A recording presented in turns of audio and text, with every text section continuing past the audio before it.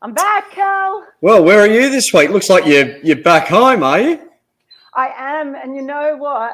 While I've been away, my mum has redecorated everything. She's bought me a new doona cover. She's hung pictures in my room, and she's put out the best china on the mantelpiece. Oh, yeah, I can see that. Yeah, wowee.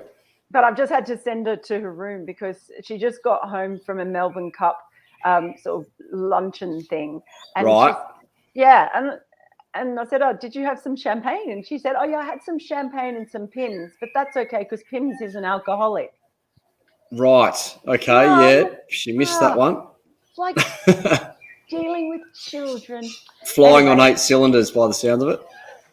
So I've sent it to a room so that we can have a good chat without a tipsy mum around. Okay, sounds good. Sounds good. Let's do it. Let's get on with the show.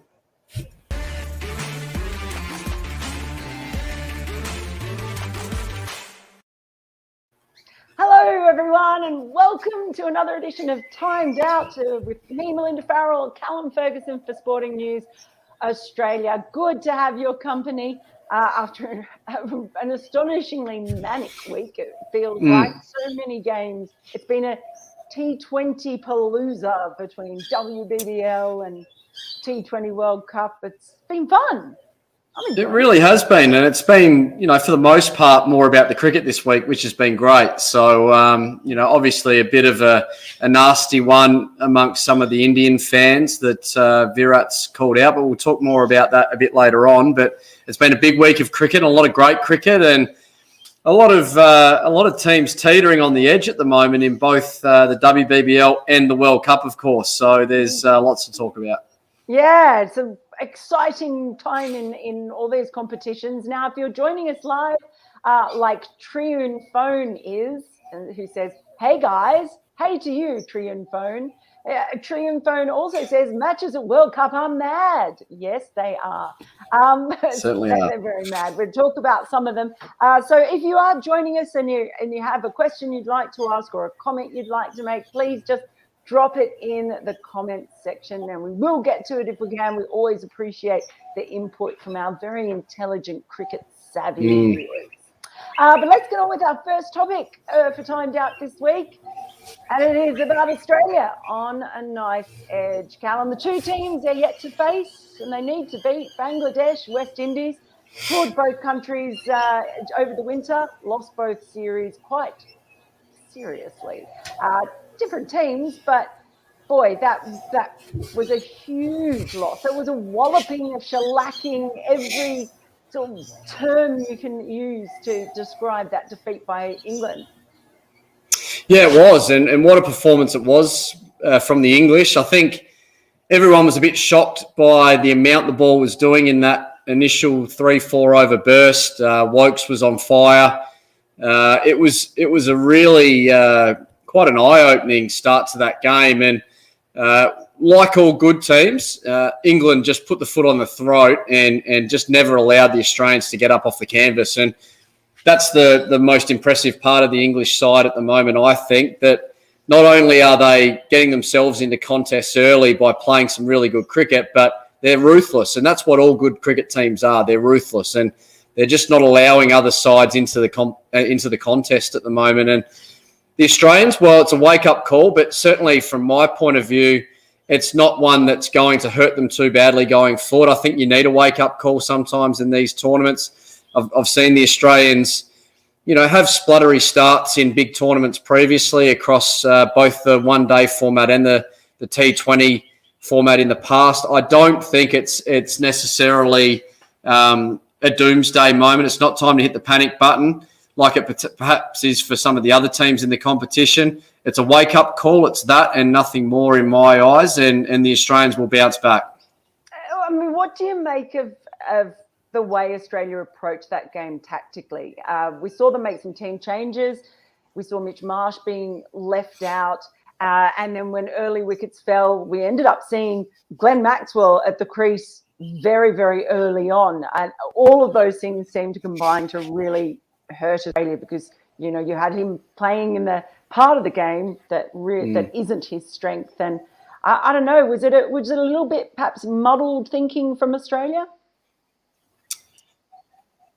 Look, it wasn't what I was expecting, and it's certainly not what I would have done personally. I think that the Australian team was quite settled, had 2 really good wins under their belt, and to see them perhaps make a change that wasn't necessary. They went obviously with Agar, and he's in those conditions or any conditions a great competitor. We know that, but certainly where the extra seamer seemed like it might have been the better option anyway, and Mitch Marsh does provide that because what we saw was a wicket that had a lot more grass on it. So to make the move to an extra spinner was a really surprising one for mine, and wasn't necessarily one that was, I suppose, what everyone expected. And we want to see a relatively predictable selection process when things are going well. You don't necessarily expect big changes to be made when teams are winning. And if they do change, you'd think that's on the back of conditions calling for it. This wasn't the conditions that were calling for a change to bring an extra spinner in. It was actually conditions that would lead towards sides perhaps picking an extra seamer, and they've gone back towards a spinner, which didn't make any sense to me at all. Yeah, I've just been on a Zoom call with Andrew McDonald, and he talked about them after the loss. It had given them a little bit more clarity just in the questions they needed to answer. And I know we're running out of time, so I'm just waiting for it to come because I'm going to go after go the Quacks. There they are. He talked about clarity, and sometimes I think he wasn't saying that they didn't know their roles or they didn't have clarity, but you know, I know we're going to talk about England next, but when you see how definite they are in their plans, how Owen Morgan, that's a good one.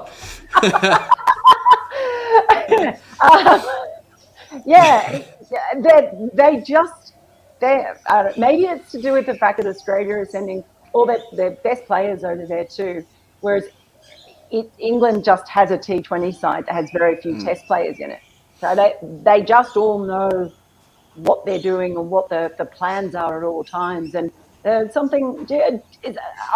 that way during the winter tours. It sort of felt like Australia not that they don't get T20, because they obviously do, they're professional cricketers, but that it just doesn't seem as clear when you look at them as it does when you look at a really, really good T20 team like England.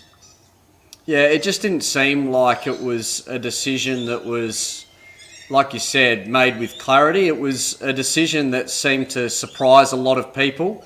And like I mentioned before, generally, you know, if you've got a team that's winning and playing good cricket, they weren't at their best in the first few games, but they won, and I thought they won relatively well in both games. To make that move and make a change, generally it's going to be injury related or conditions related. This decision seemed to fly in the face of conditions, and certainly we didn't hear of any injuries. So it just didn't. Maybe there was a theory or something that someone came up with in the back rooms of the change rooms, but I don't know. It just didn't make a lot of sense to me. It certainly didn't work, if nothing else. A few people joining us here. Look, hello to Jaden Moses, who says, good morning to everyone in the Caribbean. What about us in Australia? Do we not get a good morning? We don't get a call. Jaden? But a good morning to you in the Caribbean. A couple of questions here. Phil Stevens, these are related, asks, who doesn't deserve their spot in the Australian team? And Gary Ryan says, I see Warren question Smith. What about non-performers, Maxwell and Wade? I mean, I don't even know if it's about deserve at this point. It's just about them getting the right team, as you say, for the right conditions. And look, also, let's just face it, England were just also so much better. Even if Australia had fielded the best possible team on that night and they played really well, there's every chance in the world they may still have been hammered by England. They're just really good. Yeah, man. they played fantastic cricket. They're in great touch. They're playing with confidence, and they got a great start in the game. And that can happen sometimes. You can run into a side that is playing fantastic cricket. Australia haven't hit their straps yet, but if they can play solid cricket for the rest of the group stage, they'll make it through. And then you'll see, I think, the Australian team start to really hit their straps. That's how I'm feeling about the whole situation at the moment. So I'm really excited to see how this side progresses. I think they'll go back to Marsh. I hope they do, because he does offer some balance, especially if they come up on a wicket similar to that again with his seamers. I think he offers plenty. Maxwell and Wade, look, I think, Maxwell's a lock. Wade finished a game or two pretty well for us, I thought. Played a good role late in the innings in the previous game. So Warney questioned Smith. I actually think he's going to be, and I love Warney and I love everything that he brings to commentary, and I think he's got one of the best cricket brains in the world. I think a little bit differently about Smith. I think he's a really important glue man in the middle of that batting order, and I thought it was the right call to bat him at 3 in conditions that were swinging a little bit. He didn't quite get the shot selection right, and that can happen in T20 cricket. I think he's going to be a really important cog. When he's played well in the first 2 games, we've gotten over the line and played relatively well. So I think he's a big player in this tournament for Australia if they're going to push deep. I just wonder whether we might see Josh Inglis at some point. Might depend on how Australia go in this next game if he doesn't make it into this next game. But I think you're right. I think they'll go back to Marsh. Right, let's get on to our next topic, shall we? And we've touched a little bit on it, of course. England show the way. That match against Sri Lanka, it wasn't as big a win as it was against Australia, but I thought actually it was a better win, if that makes sense, just because they had to fight really hard for that. You saw Joss Buttler play an incredibly patient innings until the time was right, and Morgan, being able to find a bit of time in the middle, which has been severely lacking. They lost Hymel Mills, and then ended up having to have Moeen Ali bowl the last over in the death, and everywhere Owen Morgan put his fielders, it was like they took a catch. It was an amazing win, I thought. It was, yeah. Look, it wasn't straight up and down as some of their other wins have been. And obviously they had to fight tooth and nail really with the bat, trying to set the total. And, I thought whilst Owen Morgan didn't set the world alight, he played a role pretty similar to what I see Smith playing for the Australians going forward. When things aren't necessarily straightforward, taking the innings deep for the team and allowing some of the power hitters around him to do the damage. And this time, it was a one-man show, really. Joss Buttler did the heavy lifting for just about the whole order. And that's something he does with regularity. He scores runs when others don't. He finds a way to hit boundaries and sixes. He's a hell of a professional. I've been lucky enough to see him firsthand at the Thunder for a couple of years, and just one of those guys that sets a great example for his teammates and leads with his actions. He's not the loudest voice in a dressing room, but he's always a really well-respected one. And that's, the man just leads with action. And he did that the other night and certainly showed the way for England. And, Owen Morgan's a fantastic captain. I think he's a guy that reads the play well. And between those two former Thunder players, they got the job done, and England just continue on their merry way. I like that you get the Thunder in there a couple of times. And Joss Buttler has the softest, most gentle voice in the world that completely belies the way he absolutely brutalises sides in the way he did Sri Lanka. Who, by the way, just a little word on Sri Lanka. I know England are running red hot, but I'm excited about Sri Lanka and what they might be about to do in sort of the near future, because they've got some terrific players in that side. Really exciting. Great bowling attack, but combative. Yeah, they've got... Yeah. Look, I've been really pleased to see them come along the way they have. They had some embarrassing performances, over the last 12, 18 months. There were a lot of people that came out and were quite vocal about the Indian side sending a second-rate team over to play against them, and they managed to win a couple, but it wasn't, I felt like a lot of the world was thinking Sri Lanka were on the slide, and unfortunately, they probably, their performances were leading you that way, to that way of thinking. But what they've really done in this tournament is surprised a lot of teams. They've They've pushed them to the limit. No doubt that some of these young players that they've managed to bring in are bringing some X factor, and Asalanka's been pummeling the ball. I've been loving watching him play, and obviously, you know, with some of the airspeed that they've got in that side now, they've got some weapons, and I feel like they're the sort of side that could start to ruffle a few feathers over the next few years. I'm just enjoying the energy that they're bringing to the games, even if they're not getting the results they're looking for at the moment. It is. Yeah, I absolutely agree that they're a really good fun side. Our Trion phone is back to say Morgan was criticised while leading KKR. Now he's praised for England. Same captain, same hero. So what's the difference? Well, he did get them on a pretty good run in the IPL. Let's be fair, they did go right to the end.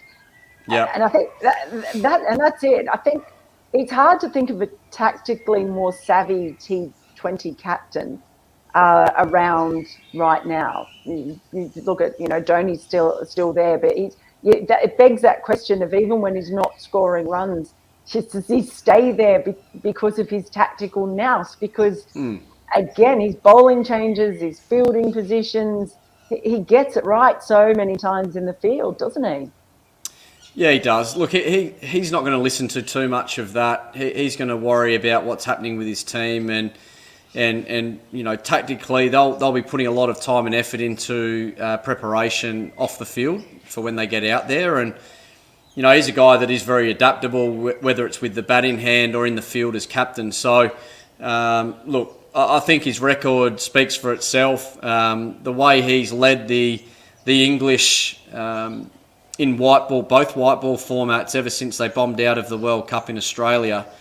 I've got so much respect for what he's done, and I think the majority of the cricket world does, even if he does get a little bit of stick over in India from time to time. We know how passionate the fans are over there, so it might only take one or two bad ones and it can start coming at him. But look, the record speaks for itself. Absolutely. And Samath Joshi asked, can Joss Buttler be considered as one of the best batters in T20 international right now? Are you kidding?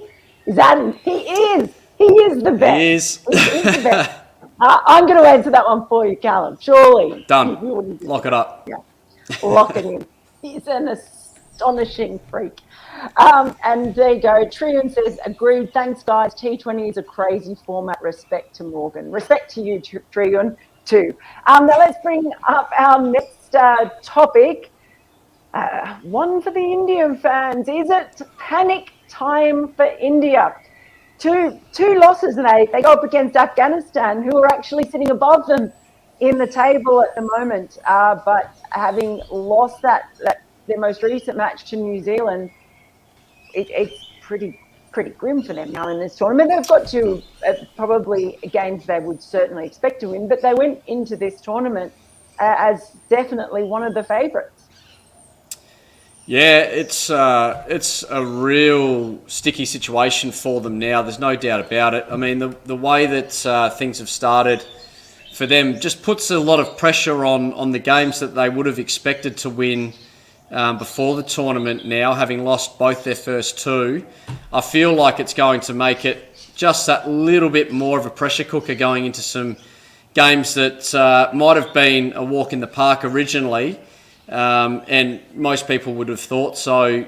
Now they look like there's a lot of pressure on them if they don't start well in these games.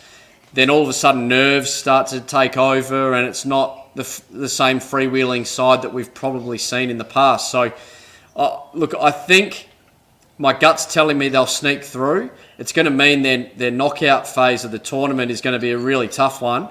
But it's going to be a real battle, I think, and look, I think they will get through, but it's just going to be such an uphill battle from here. It really is, and I mean, Afghanistan nearly beat them in the 50 over World Cup. They came quite close, and in these conditions in the UAE, Afghanistan have played in the UAE an awful lot. It's not a lay down misère either that India are going to be able to thrash Afghanistan. I think you'd be naive to think that, wouldn't you?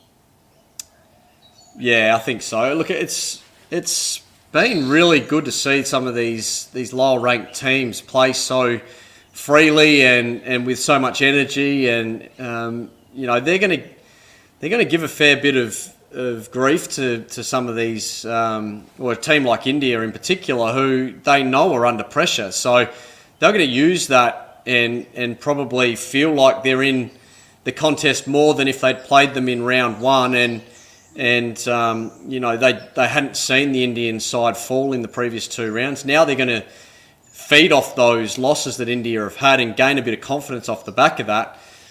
It's going to be a real grind from here for India, and they've got to hope that the New Zealand or Pakistan slip up somewhere along the line. Now they're reliant on that a bit.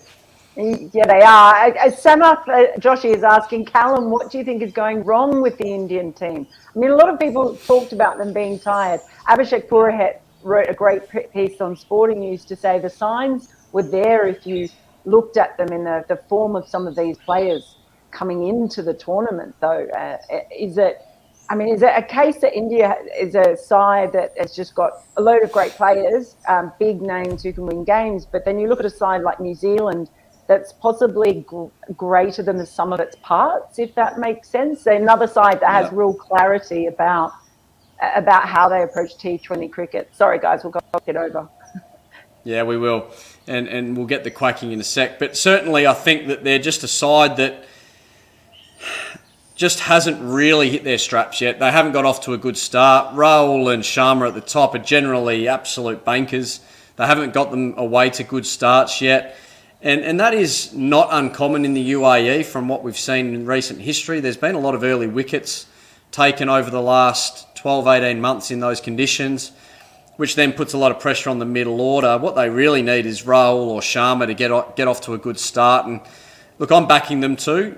Both of them are due to win a game for India. They're match winners at the top.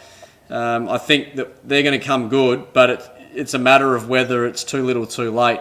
I don't think it is quite yet, but they're going to have to play some really good cricket and hope that a couple of sides slip up. It's not the walk in the park that a lot of people thought India were going to have. No, it certainly isn't. Okay, time to turn our attention to our next topic for today. And it is the Divine Ms. Sophie. I know you've been particularly impressed by Sophie Devine and her incredible super over record. I don't think she's lost a super over in the WBBL in the time. I think she's sort of played in 8 or 9 super overs now, and they've never lost one. And 2 balls. This time they needed 10 runs for anyone who didn't see the game Perth Scorchers against Adelaide Strikers. They needed 10 off the super over.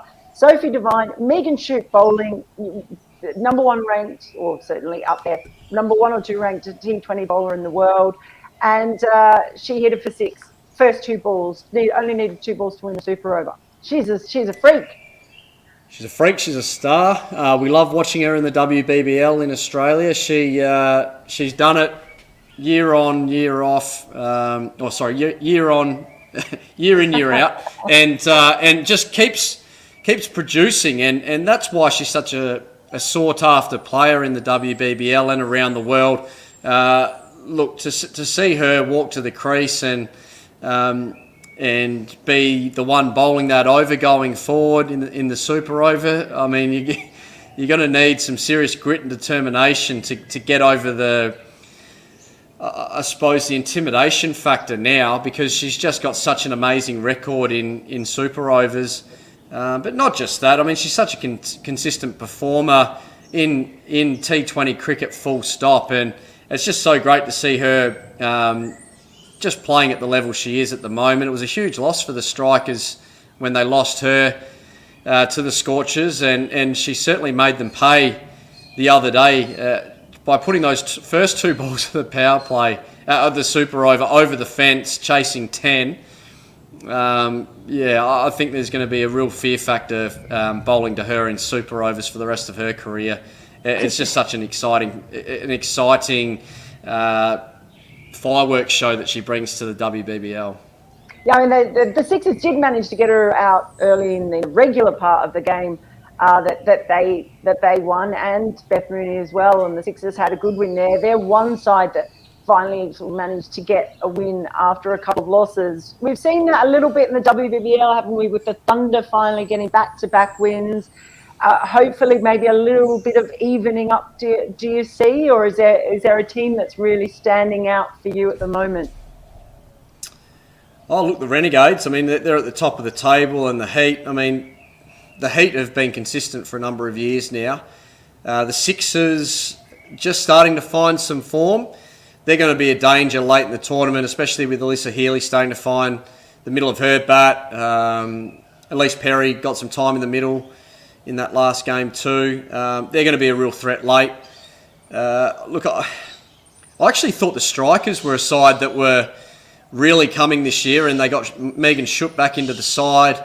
They've lost two close ones now that, one was rain affected, which what we do know about those shortened games is that, I think the Strikers were the better side, but, the rain brought the Heat back into it, and then in a really tight one in that Super Over, the Scorchers they're the powerhouse of Super Overs now. So they've lost two close ones in a row, and all of a sudden they're sitting in the bottom three. So it can be unpredictable. It's a pretty even comp at the moment. The Renegades, though, they're just playing a really consistent brand of cricket.